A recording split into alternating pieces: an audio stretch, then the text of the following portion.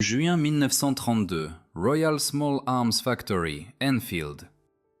Les officiers de l'ordonnance britannique dévoilèrent leur nouvelle arme de poing standard destinée à remplacer le légendaire revolver Webley 455.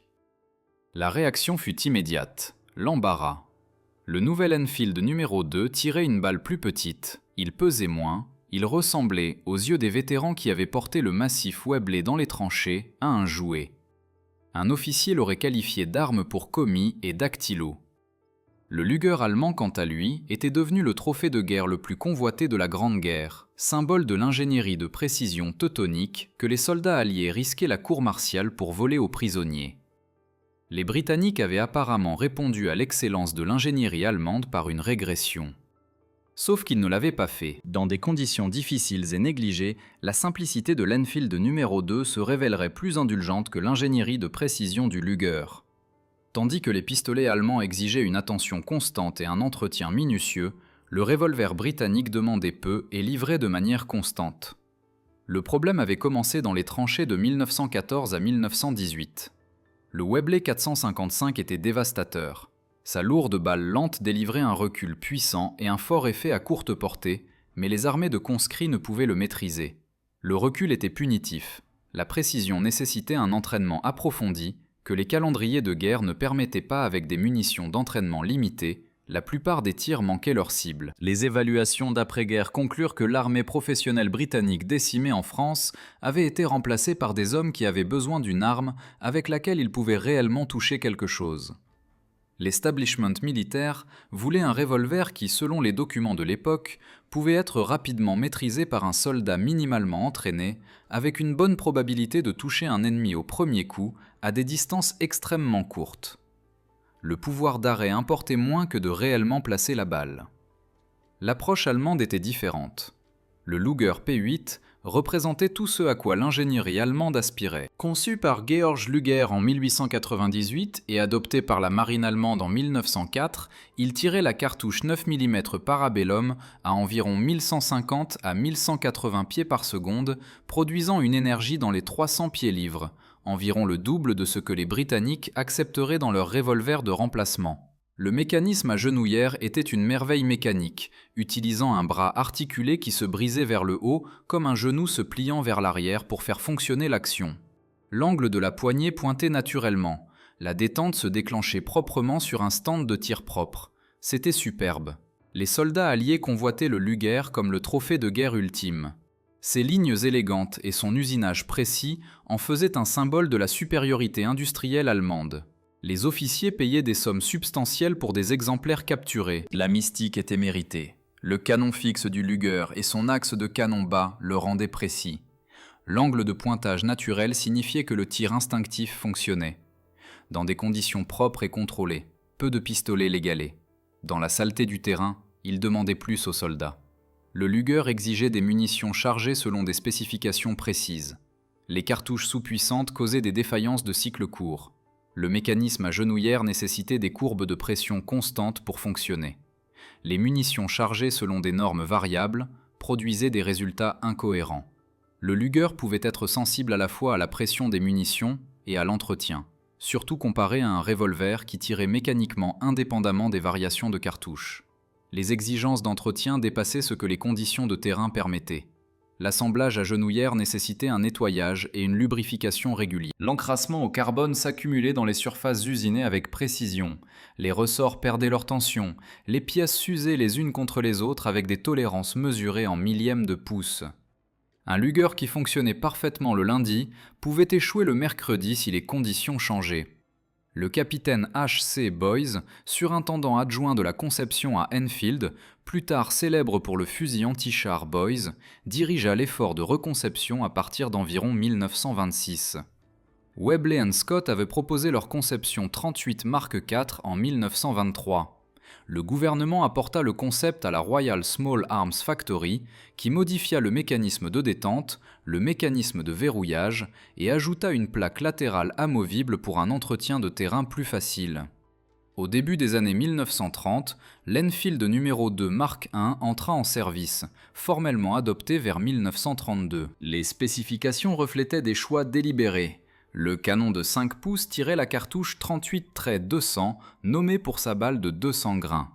La vitesse initiale atteignait seulement 620 à 650 pieds par seconde, produisant environ 176 pieds-livres d'énergie.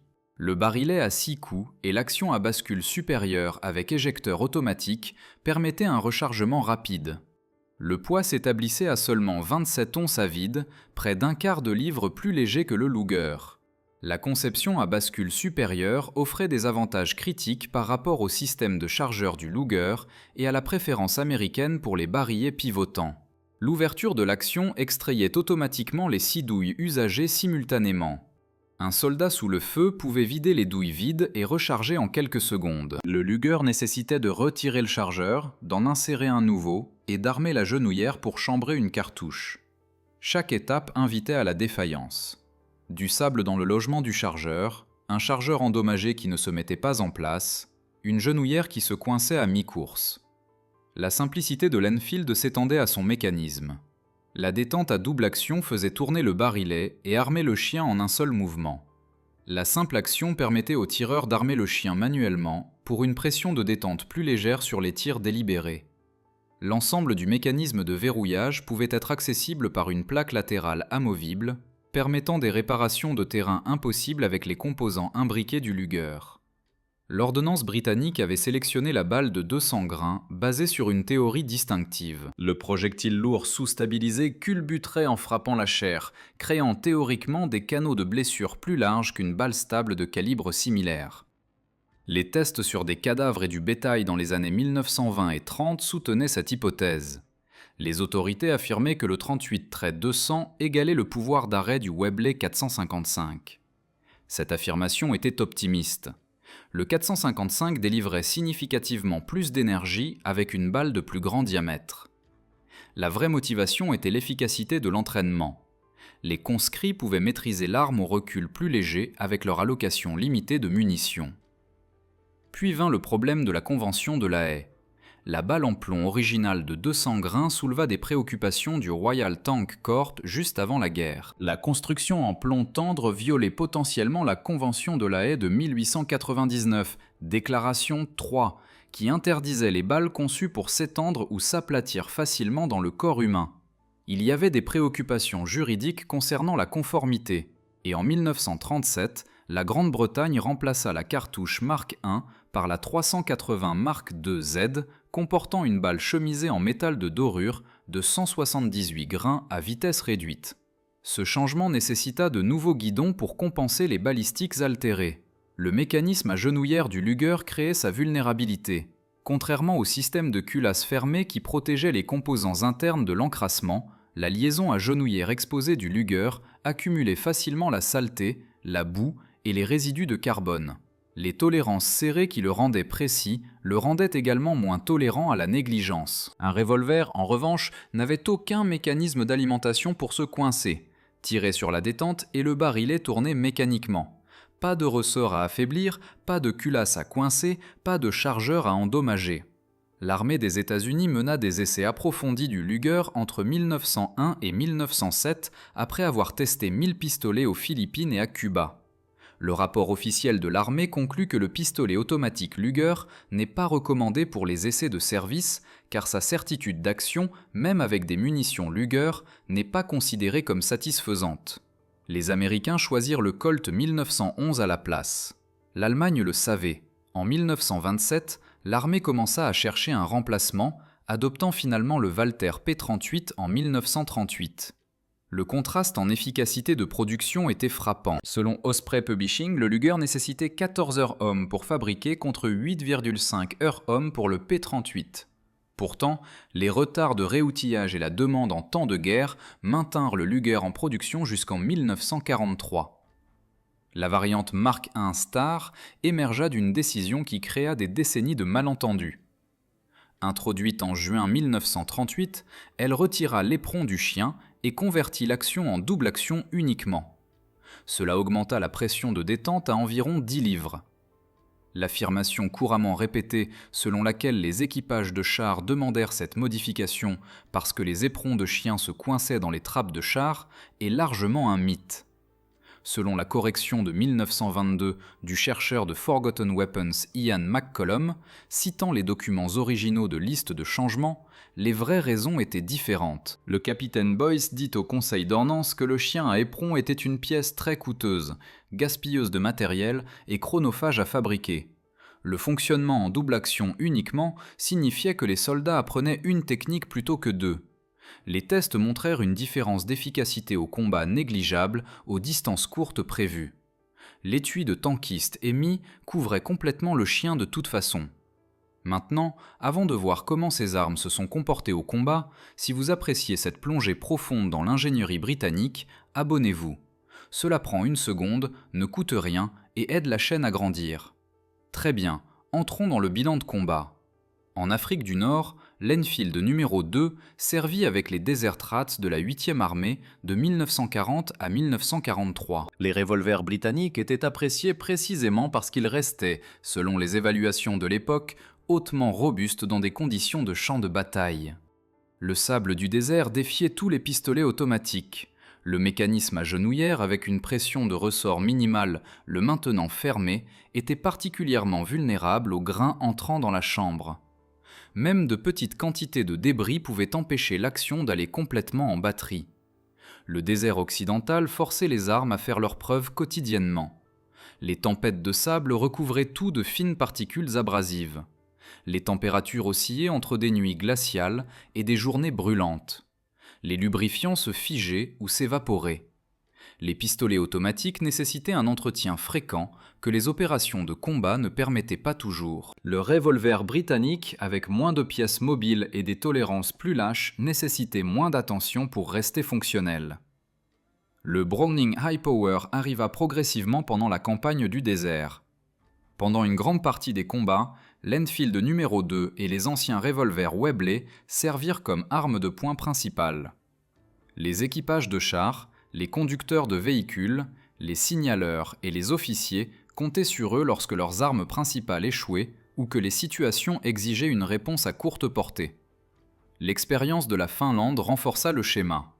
Pendant la guerre d'hiver de 1939 à 1940 et la guerre de continuation subséquente jusqu'en 1944, la Finlande déploya des milliers de Luger, notamment la variante M23. Dans le froid extrême, tout pistolet automatique devenait sensible à l'entretien.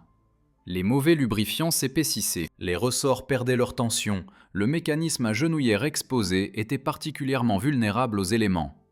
Les soldats finlandais apprirent que la fiabilité dans des conditions arctiques exigeait une attention constante que le combat permettait rarement. À Arnhem, en septembre 1944, les parachutistes de la 1re division aéroportée britannique portaient à la fois des revolvers Enfield numéro 2 et Webley Mark V. Les preuves photographiques montrent des parachutistes se déplaçant dans des maisons endommagées par les obus à Osterbeek armés de revolvers Enfield aux côtés de mitraillettes Sten. Le revolver resta l'arme standard pour les officiers et les troupes spécialisées tout au long de la guerre. Dans les jungles de Birmanie, la Grande-Bretagne compléta la production nationale avec 900 000 revolvers modèle Victory de Smith & Wesson en 38-200 de fabricants américains. La doctrine militaire britannique conservatrice soutenait que les revolvers étaient plus robustes et plus précis que les automatiques dans des conditions de jungle humide. Les récits de vétérans révèlent la réalité pratique. Un ancien soldat britannique qui porta un Mark I pendant 2 ans déclara simplement dans une interview d'après-guerre que nous avons un dicton en Angleterre selon lequel on ne peut tuer un homme que tellement mort. Le petit Enfield 38 avait ce qu'on pourrait poliment appeler un mauvais départ dans la vie, mais il se débrouilla bien comme arme polyvalente. De nombreux soldats échangèrent des revolvers Mark I Star à double action, uniquement contre des alternatives Smith & Wesson, Colt ou Webley, lorsque c'était possible, préférant des armes qui pouvaient tirer en simple action pour des tirs visés. Les soldats allemands préféraient souvent le Walther P38 au combat, avec des récits de première ligne enregistrant le soulagement des soldats lorsqu'on leur délivrait un P38 au lieu d'un Luger. L'arme qu'on leur avait dit être supérieure se révéla fragile dans des conditions de terrain. La Royal Small Arms Factory Enfield produisit entre 300 000 et 380 000 revolvers Enfield numéro 2 entre 1930 et 1957. Environ 55 000 étaient le Mark I original, avec éperon de chien, avant que la plupart ne subissent une conversion en usine en configuration Mark I Star. Les fabricants supplémentaires comprenaient Albion Motors Limited à Glasgow, Coventry Gauge and Tool Company et Singer Sewing Machine Company. La distribution par unité priorisait les équipages de véhicules et les officiers. Le Royal Tank Regiment et le Royal Armoured Corps reçurent des étuis de cuisse spéciaux. Les équipages aériens de la RAF portaient des revolvers marqués RAF sur le cadre. Le personnel de la Royal Navy, les officiers de toutes les branches, les opérateurs du SOE et les forces aéroportées reçurent tous des allocations. L'Enfield numéro 2 servit pendant la guerre de Corée et ne fut officiellement remplacé qu'en avril 1969, lorsque le Browning High Power acheva finalement sa transition vers l'arme standard. Les forces de police coloniales à Hong Kong, Singapour et Malaisie les utilisèrent jusque dans les années 1970. Israël fabriqua des copies sans licence de 1951 à 1974. La production du Luger atteignit environ 4 millions d'unités à travers plusieurs fabricants. Il continua à servir dans les arsenaux suisses et norvégiens jusque dans les années 1980. Son attrait durable témoignait de ses qualités comme pistolet de tir et pièce de collection. Pourtant, la propre décision de l'Allemagne de le remplacer en 1938 reconnaissait ce que l'expérience de terrain suggérait, que les vertus de la conception venaient avec des exigences d'entretien que des armes plus simples évitaient. Comparer les deux armes révèle des philosophies de conception fondamentalement différentes. Le Luger maximisait la performance théorique. Sa cartouche à haute vitesse, son canon fixe précis et ses caractéristiques de pointage naturel le rendaient mortel dans des conditions contrôlées. L'Enfield maximisait la fiabilité pratique. Son mécanisme simple, ses tolérances lâches et sa construction robuste assuraient le fonctionnement lorsque les conditions se détérioraient. Les chiffres soutiennent l'approche britannique. Le Luger nécessitait 14 heures-hommes pour fabriquer. L'Enfield en nécessitait beaucoup moins. Le Luger exigeait des spécifications de munitions précises. L'Enfield tirait tout ce qui rentrait dans la chambre. Le Luger nécessitait un entretien régulier par des armuriers formés. L'Enfield pouvait être nettoyé par n'importe quel soldat avec un chiffon. Le coup par tir importé dans la guerre totale. La Grande-Bretagne ne pouvait pas se permettre des armes qui exigeaient une attention spécialisée. L'Enfield numéro 2 coûtait moins cher à fabriquer, moins cher à entretenir et moins cher pour former les soldats. Ces économies se multipliaient à travers des centaines de milliers d'armes sur 6 ans de conflit mondial. L'ironie finale appartient à Webley. Lorsque RSAF Enfield ne put répondre à la demande en temps de guerre, la Grande-Bretagne acheta des revolvers Webley Mark V comme substitut standard, la même arme que le gouvernement avait rejetée une décennie plus tôt. Webley poursuivit pour 2250 livres en coûts de développement, affirmant que le gouvernement avait volé leur conception. Le tribunal rejeta la réclamation principale, mais la Commission royale sur les récompenses aux inventeurs leur accorda finalement 1250 livres en compensation partielle. Le mythe du stopper mérite examen. L'ordonnance britannique affirmait que le 38-200 égalait l'efficacité du Webley 455. La physique et les tests ne soutiennent pas cela. Les tests américains d'armes de poing trouvèrent que la cartouche n'aurait même pas donné mal à la tête à son porteur contre des casques en acier, qu'elle ne bosselait pas et faisait à peine vaciller. Le calibre plus petit fonctionnait parce qu'il permettait aux soldats de réellement toucher leur cible, non pas parce qu'il frappait plus fort. Les récits survivants confirment que les préférences des troupes allaient contre le Mark I Star à double action uniquement. Il n'était pas populaire auprès des troupes qui saisissaient la première occasion disponible pour les échanger en faveur de revolvers Smith & Wesson, Colt ou Webley. La pression de détente à double action plus longue dégradait la précision au-delà de 15 yards. L'évaluation de l'expert moderne en armes à feu Ian McCollum capture le caractère essentiel de l'Enfield. À ma grande et heureuse surprise, le revolver fonctionnait extrêmement bien. L'Enfield numéro 2 fonctionnait simplement, sans que j'aie besoin d'y réfléchir beaucoup. Ce verdict de quelqu'un qui a tiré des milliers d'armes historiques compte plus que la propagande de l'époque. Le Luger P08 représentait le triomphe de l'ingénierie de précision sur la praticité du champ de bataille. Ses tolérances serrées exigeaient plus de soins que les conditions de terrain ne le permettaient souvent. L'Enfield numéro 2 ne remporta aucun prix esthétique. Il avait l'air embarrassant à côté du pistolet allemand élégant. Les soldats britanniques eux-mêmes voulaient souvent autre chose, mais ils tiraient lorsque la détente était pressée de manière constante. Dans le sable du désert qui défiait le Luger, dans l'humidité de la jungle qui corrodait les automatiques, dans des conditions gelées qui saisissaient les mécanismes serrés, le revolver sans prétention survécut au chef-d'œuvre d'ingénierie parce que les concepteurs britanniques comprenaient quelque chose que les ingénieurs allemands sous-estimaient. L'indulgence compte plus que l'élégance lorsque l'entretien fait défaut et que les conditions se détériorent. L'approche américaine se situait entre les deux extrêmes. Le Colt 1911 délivrait un pouvoir d'arrêt avec une fiabilité raisonnable, mais nécessitait plus d'entraînement que l'Enfield. Le Tokarev soviétique priorisait la simplicité, mais sacrifiait l'ergonomie. Chaque nation optimisait pour des priorités différentes. La Grande-Bretagne choisit des armes que leurs conscrits pouvaient maîtriser. L'Allemagne choisit des armes que leurs ingénieurs admiraient. La différence se montrait dans les rapports de terrain, non dans les fiches techniques. La guerre n'est pas un stand de tir. Les conditions se détériorent, les calendriers d'entretien s'effondrent, les approvisionnements en munitions varient. L'arme qui fonctionne lorsque tout le reste échoue vaut plus que l'arme qui performe brillamment dans les tests. L'ordonnance britannique comprenait cela. Ils conçurent pour l'échec, non pour le succès. Ils supposèrent que le sable entrerait dans les mécanismes. Ils supposèrent que les soldats non formés négligeraient le nettoyage. Ils supposèrent que les munitions arriveraient en lots mélangés de plusieurs fabricants. L'Enfield gérait tout cela. L'Enfield numéro 2 était adéquat. Au combat, adéquat bat excellent à chaque fois parce qu'adéquat fonctionne encore lorsque excellent s'est enrayé.